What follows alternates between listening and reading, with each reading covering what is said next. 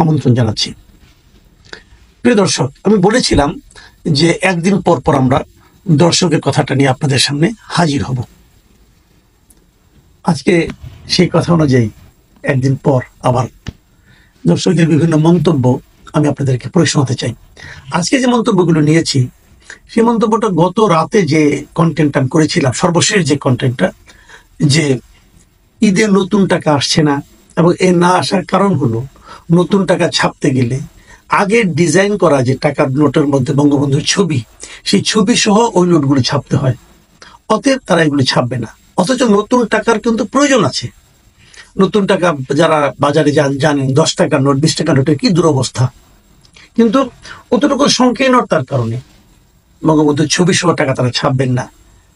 এই সরকার সেই কাজটাই করছে। এখন এটা নিয়ে যে কমেন্টগুলো পড়েছি সেই কমেন্টগুলো আপনাদের আমি একটু পড়ে শোনাচ্ছি। মোহাম্মদ ফিরোজ আহমেদ লিখেছেন, নিরপেক্ষ সরকার কি এ ধরনের সিদ্ধান্ত নিতে পারে? সেটা কি তাদের কাজ? এই প্রশ্নটা উনি করেছেন। এবং যে কথাটা একটু আগে আমিও বললাম যে একটা নিরপেক্ষ সরকার এ ধরনের কাজ করতে পারে কিনা, কারণ এটা তো একটা রাজনৈতিক সিদ্ধান্তের মতো কিন্তু হয়ে গেল যে একটা পলিটিক্যাল পার্টি লিডারের ছবি, অথবা উনি যেহেতু একটা রাজনৈতিক দলের সঙ্গে সম্পৃক্ত ছিলেন এবং সেই দলটার তার উত্তরসূরি হিসাবে তার কন্যা এসে সেই দলটাকে একটা স্বৈরাচারী সরকারে শাসন করেছিল, সে তার সমালোচনা করতে যে ওটাকে বাদ দিলেন আপনি। এটা তো একটা রাজনৈতিক সিদ্ধান্ত। এক নিরপেক্ষ সরকার এই কাজটা করতে পারে? এই প্রশ্নটা করেছেন মিস্টার ফিরোজ আহমেদ। এরপরে যে মন্তব্যটা জাকির হোসেন লিখেছেন, তাহলে জিয়াউর রহমানের ছবি বা ভাসানীর ছবি কোথায় কামাল সাহেব? মানে উনি বলতে চাচ্ছেন যদি বঙ্গবন্ধুর ছবি থাকে টাকার নোটের মধ্যে, তো জিয়াউর রহমান কিংবা ভাসানীর ছবিও থাকা উচিত। সেটা নিয়ে কেন ওটা নাই কেন? আমি ওনার সঙ্গে একমত যে কেবল বঙ্গবন্ধুর ছবি কেন, আমাদের যত জাতীয় নেতা আছে সবার ছবি কিন্তু নোটে থাকতে পারে, ব্যাংক নোটে থাকতে পারে, যেটা নাকি আমেরিকায় যে সিস্টেমটা আছে। অনেক দেশে একজনেরই ছবি থাকে সবগুলোতে, যেমন ব্রিটেনে অথবা আপনার সিঙ্গাপুরে অথবা ইন্ডিয়ায় অথবা পাকিস্তানে, এগুলো একজনের ছবি থাকে। তো যুক্তরাষ্ট্রে বিভিন্ন প্রেসিডেন্টের ছবি আছে। এখানেও তাহলে যদি বিভিন্ন জাতীয় নেতাদের ছবি থাকে, আমি এটাকে কোনো অপরাধ দেখি না, মন্দও দেখি না, থাকতে পারে। সেটা কেন নেই সেটা আমি বলতে পারবো না। আমিও দাবি জানাচ্ছি বিভিন্ন জাতীয় নেতাদের ছবি নোটে থাকতে পারে। মানহাতাজ লিখেছেন, আপনি তো একবারও বললেন না জিয়াউর রহমানের ছবি দিয়ে নতুন টাকা প্রিন্ট করা হোক, বঙ্গবন্ধু বঙ্গবন্ধু বলে মুখে। এই যে মন্তব্যটা করেছেন এর মধ্যে একটা পার্টিজান ভাব আছে। জিয়াউর রহমান এবং বঙ্গবন্ধুকে তো আমি প্যারালাল করছি, তার সাথে তুলনা করছি না তো। যে কারো ছবি আসতে পারে, যে কোনো জাতীয় নেতার ছবি আসতে পারে, আমার কোনো সমস্যা নাই। বাট আমার কথাটা হলো অমুক নেতার ছবি আসবে তাই আমি নতুন নোট ছাপবো না, এই বিষয়টা আমার কাছে খারাপ লেগেছে, আমি তাই বলেছি। মন্তব্যটা শাহ মোহাম্মদ তারেক, শাহ এমডি তারেক, তিনি লিখেছেন, বিশ্বের কোন দেশের টাকায় কোন স্বৈরাচারী প্রধানমন্ত্রী বা প্রেসিডেন্টের ছবি আছে? মাসুদ কামালের মতো প্রথম শ্রেণীর, আমি প্রথম শ্রেণীর পণ্ডিত নই। এখন কে স্বৈরাচারী প্রধানমন্ত্রী, কে স্বৈরাচারী প্রেসিডেন্ট, এটা বিচার করবে কে? আমি তো বলেছি যে বঙ্গবন্ধু শেখ মুজিবের শাসনকাল, উনি যখন দায়িত্ব নিয়েছেন প্রধানমন্ত্রী হিসাবে, সেই সময় হয়তো ওনার ব্যর্থতা আছে, সাফল্য কিছু আছে, একদম নাই তা না, তো ব্যর্থতা কিছু আছে। উনি একদলীয় শাসন চালু করেছিলেন, সেটাও সত্য, এবং এটা আমরা সমালোচনাও করি। পৃথিবীতে এমন একটা মানুষ দেখাতে পারবেন যার কোনো ভুল নাই? দেখাতে পারবেন? আমি আমাদের নবী হযরত মুহাম্মদ সাল্লাল্লাহু আলাইহি ওয়াসাল্লামকে বাদ রাখি, দেখান তো একটা মানুষকে যার কোনো ভুল নাই। অথবা এমন কোনো মন্দ লোক দেখাতে পারবেন যার কোনো ভালো নাই? পারবেন না তো। এটাই তো দুনিয়ার নিয়ম। কাজে সেভাবে ভালো মন্দ মিলিয়েই তো মানুষ। কাজে আপনি বলবেন যে কাউকে রাখা যাবে না, অথবা সে স্বৈরাচারী ছিল তার ছবি রাখা যাবে না, এভাবে বলতে পারেন না। আমি এই ছবিটা রাখতে বলছি যে উনি আমাদের পার্ট অফ আওয়ার হিস্ট্রি, ওনাকে বাদ দিয়ে আমাদের ইতিহাস হবে না, সেভাবে দেখুন। আমি তো বলছি না যে অমুকে বাদ দেন তমুকে বাদ দেন, সবাইকে রাখেন না, সমস্যাটা কি? মোহাম্মদ সেলিম লিখেছেন, মুজিবের নাম টাকার মধ্যে থাকাটা 90% মানুষ পছন্দ করে না। আপনি এটা নিয়ে কোনো কথা বলেন, কেন কথা বলেন? 90% মানুষ যে পছন্দ করেন আপনি কি করে বুঝলেন ভাই? আপনারা মাপলেন কোথায়? গণভোট করছেন? কিভাবে বলেন আপনি? আমি তো পছন্দ করি। তাহলে এত দ্রুত সিদ্ধান্ত দেন না আপনি, এটাই সমস্যা। অনেকে বলে জনগণ এটা চায়, জনগণের দায়িত্ব আপনি কিভাবে নিচ্ছেন? আপনি আপনার কথা বলেন, আপনি পছন্দ করেন না, আমি পছন্দ করি, ঠিক আছে, এটা নিয়ে আমরা একটা জরিপ করবো, দেখি ছবিটাকে পছন্দ করে কি করে না, দেখা যাবে কি হয়। আয়েশা সিদ্দিকা লিখেছেন, আপনি সব দিকে মারেন, মানে উনি বলছেন যে আমি আসলে সব দলেরই কম বেশি সমালোচনা করি, আওয়ামী লীগেরও করি, বিএনপিরও করি, জামাতেরও করি। হ্যাঁ, এটা করি, আমি আসলে সব দিকে মারি। আমি তো কোনো দল করি না ভাই, কাজে কোনো দলের প্রতি আমার কোনো প্রেমও নাই, কোনো দলের প্রতি আমার কোনো ঘৃণাও নাই। আমি আসলে সব দিকেই বলি, কারণ আমি যখন যার দোষ পাই সেটা নিয়ে আলোচনা করি, যখন যার ভালো পাই সেটা নিয়ে প্রশংসা করি। আমার তো কাজই এটা, এবং প্রত্যেকটা সাংবাদিকের এই কাজ হওয়া উচিত। এই কাজ না করে সাংবাদিকরা বিশেষ কোনো দলের যখন নাকি অনুগত হয়ে যান, তখনই তো সমস্যাটা হয়। আমি সেরকম করি না ভাই। বিলেভার লিখেছেন, একজন বঙ্গবন্ধুকে উপরে উঠাতে যে নিচে নামিয়েছে, আর এরা নিশ্চিহ্ন করতে যে বঙ্গবন্ধুকে আরো উঁচুতে উঠাচ্ছে। এই ভদ্রলোকের সঙ্গে আমি সম্পূর্ণ একমত। শেখ হাসিনা যে কাজটা করেছিল, বঙ্গবন্ধুকে সবার উপরে উঠাতে যে বঙ্গবন্ধুকে আসলে নিচে নামিয়ে ফেলেছিল, আর বর্তমানের এরা বঙ্গবন্ধুকে একদম নিচে নামিয়ে ফেলতে যে বঙ্গবন্ধুকে উপরে উঠাচ্ছে। আমি আপনার সঙ্গে একমত। ধন্যবাদ মিস্টার বিলিভার।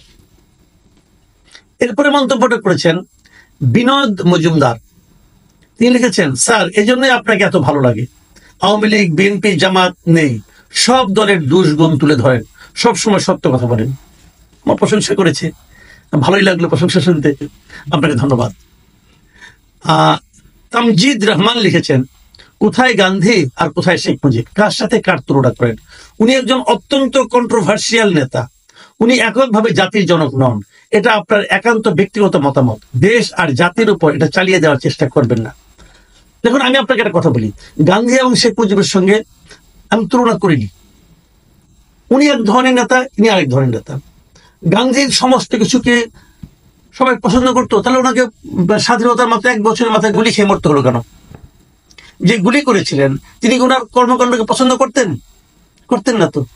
এবং যিনি ওকে গুলি করে মেরেছিলেন নথুরাম গডসে, এবং তার যে মতবাদ, সেই মতবাদের লোকজন তখন বিজেপি করেন। তাহলে এরাও তো বিজেপি কি গান্ধীর মতবাদকে পছন্দ করেন? করেন না তো। কংগ্রেসের মতবাদকে পছন্দ করেন বিজেপি? করেন না তো। কিন্তু তারা মনে করেছে যে সে আমাদের অনুসারী, দেশের স্বাধীনতা যুদ্ধের সময় এই লোকটা একটা ভূমিকা ছিল, সেই জন্য তারা তাকে ওই ইতিহাসটাকে ধরে রাখতে চেয়েছে। আমিও সেই কথাটাই বলেছি। বঙ্গবন্ধুর অনেক ভুল ছিল, কিন্তু আমাদের স্বাধীনতা যুদ্ধ, আমাদের স্বাধীনতা, আমাদের এই দেশের সবচেয়ে বড় প্রাপ্তি নাকি স্বাধীনতা প্রাপ্তি। সেই স্বাধীনতা প্রাপ্তির সঙ্গে যে লোকটার নাম অঙ্গাঙ্গি ভাবে জড়িত, তাকে আপনি ফুটিয়ে উড়িয়ে দেবেন, তাকে আপনি ঘৃণা করবেন?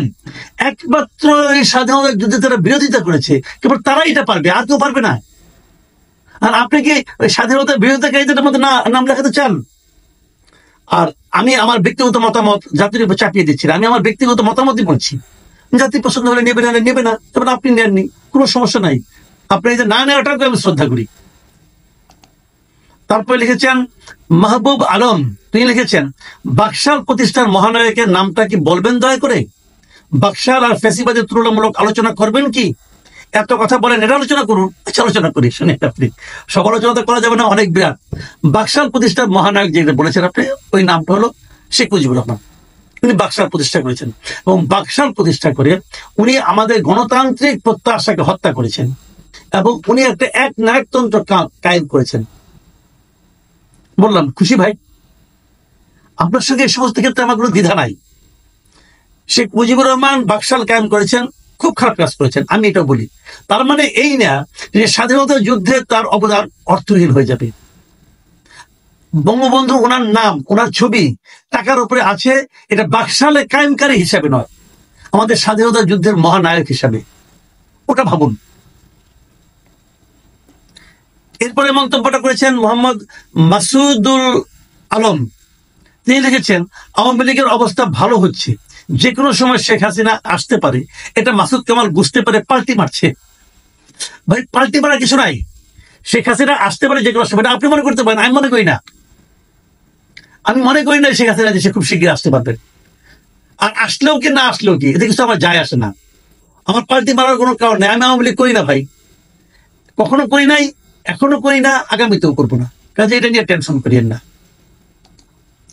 এরপরে এরপরে মন্তব্যটা করেছেন মোহাম্মদ জাকির হোসেন। তিনি লিখেছেন, ইসলামের কথা বলে, খিলাফতের কথা বলে, আচ্ছা ইসলাম কি হিংসা ও ঘৃণা শিক্ষা দেয়? আওয়ামী লীগ বাড়াবাড়ি করেছিল, অস্বীকার করার কোনো উপায় নেই, কিন্তু এরা যা করছে তার জঘন্যতম সব উদাহরণ সৃষ্টি করতেছে। এই যে কথাটা বলেছেন উনি, আপনি এই কথাটাকে অস্বীকার করবেন কিভাবে? এরা তো ইসলামের কথা বলছে অনেকেই, কিন্তু হিংসা ছড়িয়ে দিচ্ছে নাকি? আমি শেষ মন্তব্যটা পড়ছি, লিখেছেন গোলাম মহিউদ্দিন। তিনি লিখেছেন, মাসুদ কামাল ভাই, বঙ্গবন্ধুর আজকের এই অসম্মানের জন্য হাসিনাকে কাঠগড়ায় দাঁড় করান। আমাদেরকে বঙ্গবন্ধুর টি শার্ট পরিয়ে রাস্তায় দাঁড়াতে বাধ্য করা হয়েছিল, বঙ্গবন্ধু নামক বড়ি সবাইকে জোর করে খাওয়ানো হয়েছে এবং তার সবার বদহজম হয়েছে, এটাই বাস্তবতা। ওনার এই বক্তব্যের সঙ্গে আমি একমত, আসলেই তাই করানো হয়েছিল।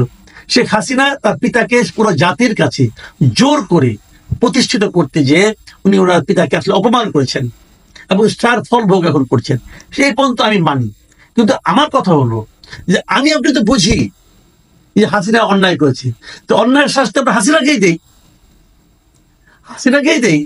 হাসিনার অপরাধের শাস্তি আমি, তার পিতা যিনি নাকি ৭৫ সালে মারা গিয়েছেন, ওনাকে হত্যা করা হয়েছে যে যাকে, তো তার উপর আমি কেন দেব?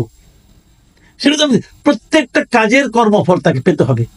হাসিনার কর্মফল তিনি পাবেন, শেখ মুজিব যদি কোনো অন্যায় করে থাকেন তার কর্মফল উনি পাবেন। কিন্তু আমি মনে করি ওনার টাকার উপর ওনার ছবি থাকা উচিত এই কারণে যে উনি বাংলাদেশের স্বাধীনতার স্থপতি একজন, এবং বাংলাদেশের স্বাধীনতার মহানায়ক উনি, মুক্তিযুদ্ধের উনি মহানায়ক। কিন্তু ওনাকে তো সেই সম্মানটা দিতে হবে ভাই। আপনি যদি আরো কাউকে সম্মান দিতে চান সেটাও দেন, আমার কোনো আপত্তি নাই, দেন। যদি বলো ইউনূস সাহেবকে সম্মান দেওয়া উচিত, দেন, আমার তাও আপত্তি নাই। কিন্তু ওনাকে মুছে দিয়ে নয়, ওনাকেও রাখুন, এনাকেও রাখুন। আমি এই কথাটাই বারবার বলতে চেয়েছি, কিন্তু এরা তা করেনি। এরা নতুন টাকার প্রয়োজন আছে, কিন্তু যেহেতু নতুন টাকার ডিজাইন নতুন করে করা যায় নাই, অতএব আগের ডিজাইনের টাকা ছাপবো না, যেহেতু ওখানে বঙ্গবন্ধুর ছবি আছে। এই সংকীর্ণতা ওনারা দেখাচ্ছেন এবং আমি তার সমালোচনা করেছি। এই ধরনের কাজ আগামীতে হলে আগামীতেও করবো। প্রিয় দর্শক, এখন এই পর্যন্তই। আল্লাহ হাফিজ।